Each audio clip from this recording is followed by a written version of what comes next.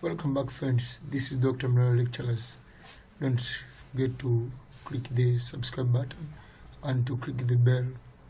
Then put all for more updates. To join our Telegram group for discussions, just click show more in the description. Then if you scroll down, you'll see the links for the O-level and the A-level group. Welcome back, friends. In today's session, we are going to continue our topic of coordination. And today we are going to discuss about the chemical nature of hormones. So in the previous session, we discussed about the types of gland and we saw the difference between the exocrine and endocrine glands. So today, let's continue with our topic. And the first thing which we are going to discuss today is about the classification of hormones according to their chemical nature. This is a very important concept to understand because when we are talking of the hormones, the actions of hormones vary according to their chemical nature. So different groups of hormones, they have different effects in the body due to their chemical nature. Kwa hiyo, most of the reference book that we are using in the advanced level, they have classified the hormones into 4 groups. However, if you can visit other books, you can see more groups compared to the groups which have been summarizing here. But don't worry, it is better to understand these 4 groups first, and then this can be the basic understanding of the functioning of hormones. The first group is polypeptide and proteins, or proteins and polypeptides.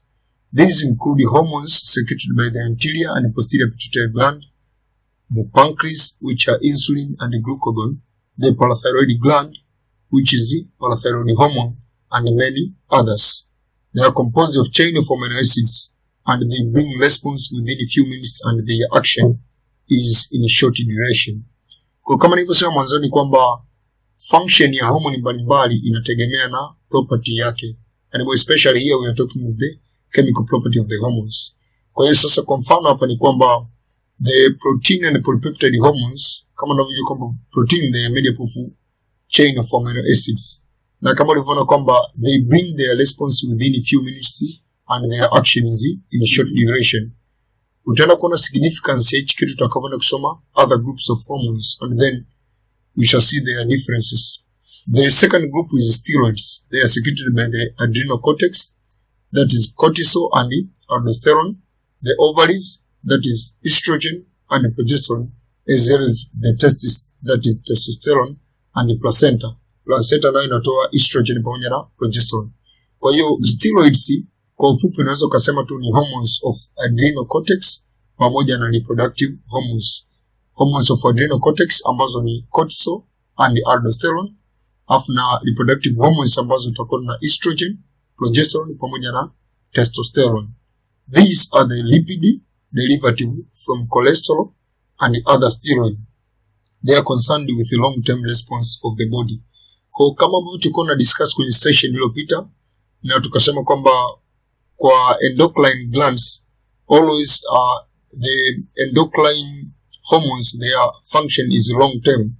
Kama unavyojua kwamba reproductive hormones, more especially when you are talking of estrogen, progesterone and testosterone, their function is long lasting. It stays long time.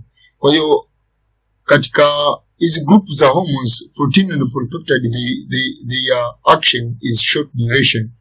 However, the steroids, yani zile hormone ambazo zimekuwa made up of fat, their response is long term. Lakini pia tunayo group nyingine ambayo ni derivative of amino acid tyrosine. Kwa hiyo hii group C, derivatives of amino acid tyrosine, kama unavyojua kwamba amino acid lazima zitafanana na zile ambazo tulidiscuss kwenye group ya kwanza ni protein and polypeptides. Kwa hiyo group la tatu hizi hapa zinakuwa secreted by the thyroid, ambapo tunakuwa tuna thyroxine pamoja na triiodothyronine, na pamoja na hormone ambazo zinakuwa secreted by the adrenal medulla, yani epinephrine pamoja na norepinephrine. Sasa hizi hormone they bring response in a few minutes and their action are relatively short duration. Kwa kama tulivyo discuss kwenye protein and polypeptide tukasema their action is short duration, pia kwenye derivative of amino acid tyrosine action yao pia itakuwa ni short duration. So the properties of proteins and polypeptide and how the properties of derivative of amino acid tyrosine, they are somehow similar. And then the last group is the fatty acids such as prostaglandins found in many tissues. So prostaglandins is just like a group of hormone, but it is found in many tissues. We can't specify it that it is secreted by a certain gland. Kwa hiyo kama nilivyosema mwanzoni, hizi fatty acid zitakuwa zinafanya kazi zikilingana properties sawa sawa na steroids, yani their action is long term. Na pia the classification of hormones in different textbook or in different reference book, it is different. Kwa mfano ukienda kuvisit Chandi Biology utakuta classification of hormone, the derivative of amino acid tyrosine, they are divided into two groups ambayo ni catecholamine pamoja na iodothyronines. Kuna kuja kuona kwamba the catecholamines, they are epinephrine and norepinephrine, pamoja na hizo iodothyronines, they are thyroxine and triiodothyronine. But we shall discuss later. This is the basic classification which you should know, ambayo iko kwenye major reference book Biological Science. Lakini pia hatuna hormone ambazo ni polysaccharide wala nucleic acid. Kwa hiyo hicho pia ni moja kati ya kitu ambacho natakiwa uwe unakijua kuhusu hormones. Now tuone kwamba nini ambacho huwa kinasababisha hormone ziwe released, kwa sababu gland haiwezi kawa ina release hormones all the time. Maana lazima kuna time ambayo gland ina release hormone na kuna time ambayo gland does not release hormone. So now what triggers the gland to release hormone? Nini kinakwepo, or what factors which cause the release of hormones by glands? For our level, we shall discuss about 3 mechanisms or 3 factors which cause the release of hormones by glands. And the first factor is the presence of specific metabolite in the blood.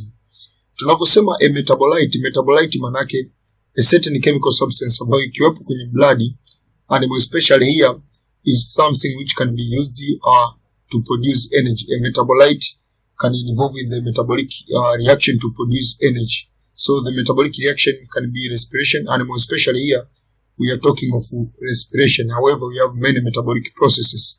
Kwa hiyo a presence of a certain metabolite in blood can trigger the release of hormone, either the presence of that metabolite in excess or in deficient. Our good example here is the release of insulin and glucagon hormone by pancreas gland.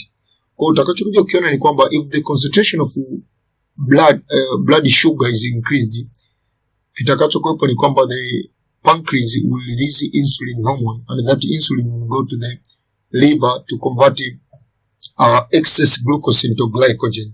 Kwa unachokuja kuona ni kwamba what triggered the pancreas to release insulin hormone is the increased concentration of blood sugar. Kwa hiyo sugar au glucose ndio metabolite. So the presence of excess glucose in the blood, presence of excess metabolite, and for this case our metabolite is glucose. Presence of excess glucose in the blood triggered the release of insulin. And if the glucose is in deficient supply in the blood, cause the pancreas to release glucagon hormone, which will go to the liver and cause the conversion of glycogen into glucose, increasing the concentration of glucose in the blood again. Kwa hiyo ni first mechanism, presence of specific metabolite in the blood.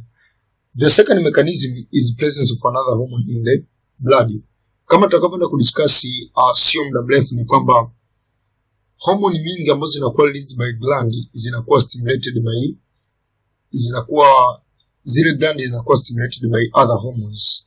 Kwa tutaenda kudiscuss later kwamba kuanzia hypothalamus pamoja na anterior pituitary gland they are releasing hormones, lakini zile hormone, kwa mfano hypothalamus ina release factors. Zile factors zikifika kwenye anterior pituitary gland they call the release of hormones, na zile hormone ambazo zinakuwa released by pituitary gland haziendi kufanya kazi moja kwa moja kwenye body. They are called as stimulating hormones. So they are going to stimulate other glands to stimulate hormones, ambazo hizo hormones ndio zitaenda kufanya kazi kwenye body. When we are talking of this case, we don't talk of all hormones secreted by the anterior pituitary gland.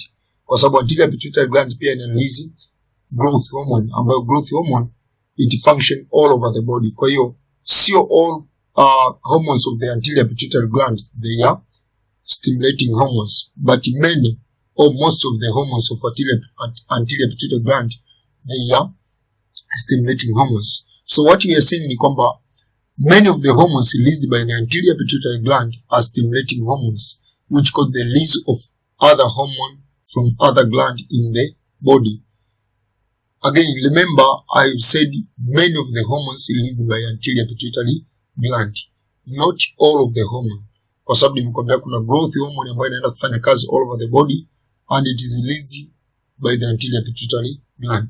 So the presence of the stimulating hormone from anterior pituitary gland stimulate other glands, maybe adrenal or thyroid gland or parathyroid gland to release the hormone.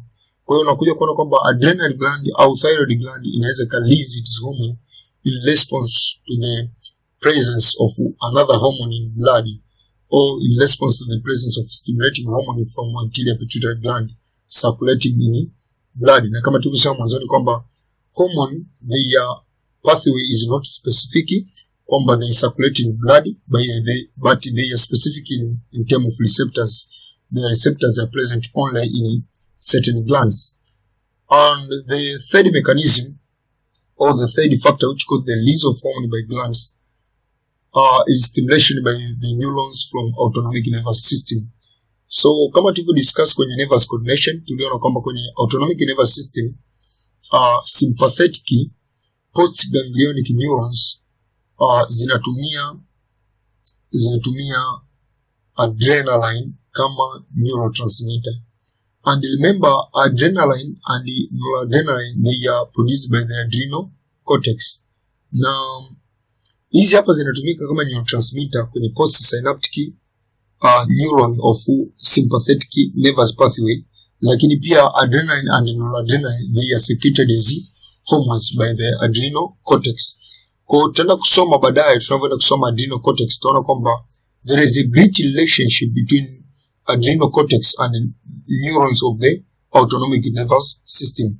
Kwa nini? Kwa sababu the neurons of autonomic nervous system they require adrenaline and noradrenaline for their sympathetic coordination.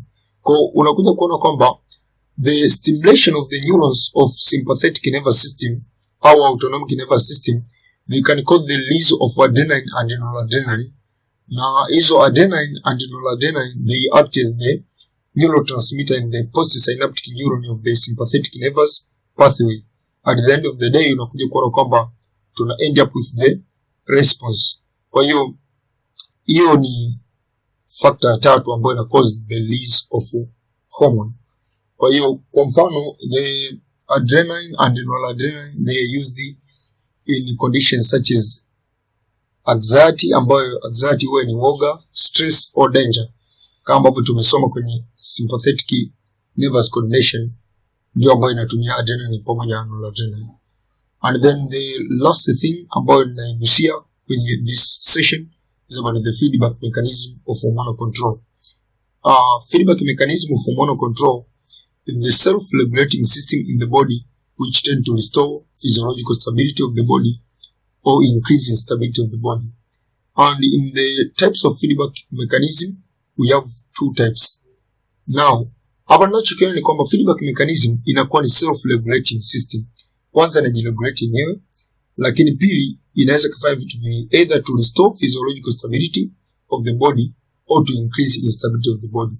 So we have two types of feedback mechanism based on this factor. Ya kwanza is negative feedback and the second is positive feedback.